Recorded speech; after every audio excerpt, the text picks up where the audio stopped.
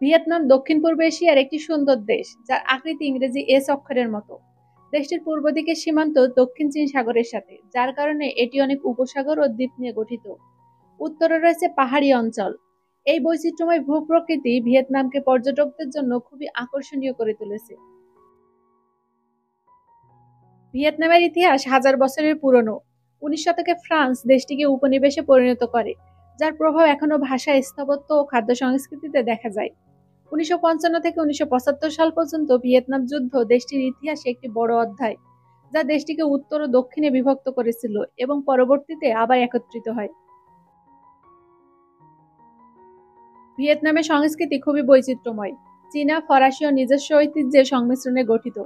তেতো উৎসব অর্থাৎ চন্দ্র নববর্ষ ভিয়েতনামের সবচেয়ে গুরুত্বপূর্ণ উৎসব, যেখানে পরিবারের সবাই একত্রিত হয়ে পুরনো বছরকে বিদায় ও নতুন বছরের শুভকামনা করা হয়।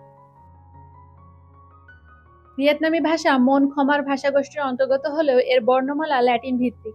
ভাষাটির সবচেয়ে চমকপ্রদ দিক হলো এর 6টি স্বরসুর বা টোন। একটি শব্দের উচ্চারণ পরিবর্তন করলে তার অর্থ সম্পূর্ণ আলাদা হয়ে যেতে পারে। যেমন মা শব্দটি 6 রকম অর্থ প্রকাশ করতে পারে। ভিয়েতনামের ধর্মীয় বিশ্বাসে অনেক বৈচিত্র্য রয়েছে। দেশটির প্রধান ধর্ম হলো বৌদ্ধ ধর্ম, তবে অন্যান্য ধর্মও প্রচলিত আছে। এখানকার একটি গুরুত্বপূর্ণ বিশ্বাস হলো পূর্বপুরুষ পূজা। পরিবারের মারা যাওয়া সদস্যদের স্মরণে ঘরে ঘরে একটি করে উপাসনা স্থল থাকে, যেখানে ধূপ জ্বালানো হয় এবং উৎসবে খাবার উৎসর্গ করা হয়।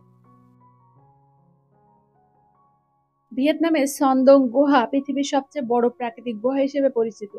এই গুহাটি এতটাই বিশাল যে এর ভিতরে ছোট একটি জঙ্গল, নদী, এমনকি নিজস্ব আবহাওয়াও রয়েছে। গুহাটি 2009 সালে আবিষ্কৃত হয়। ভিয়েতনামের ড্রাগন একটি গুরুত্বপূর্ণ প্রতীক।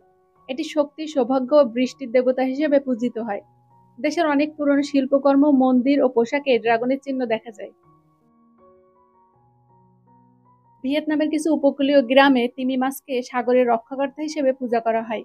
অনেক মন্দিরে তিমির কঙ্কাল রাখা হয় এবং প্রতি বছর উৎসব করে এদের সম্মান জানানো হয়।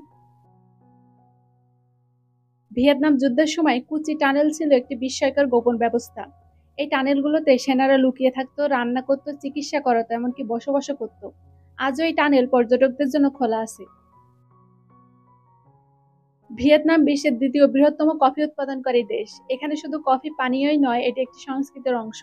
ভিয়েতনামি কফি সাধারণত ধীরে ধীরে ফিল্টার করে বানানো হয় এবং অনেক সময় এতে ডিম বা ঘন দুধ ব্যবহার করা হয়, যা একে অন্যরকম স্বাদ দেয়।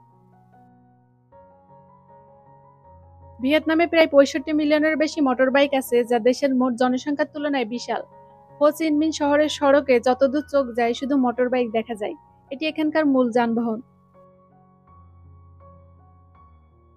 ভিয়েতনামে এখনো বোমা বিস্ফোরণের ঝুঁকি রয়েছে। ভিয়েতনাম যুদ্ধের সময় ফেলানো অনেক আনএক্সপ্লোডেড বোমা এখনো দেশের বিভিন্ন অঞ্চলে মাটির নিচে পড়ে আছে। বিশেষ করে মধ্য ভিয়েতনামে এটি একটি বড় সমস্যা।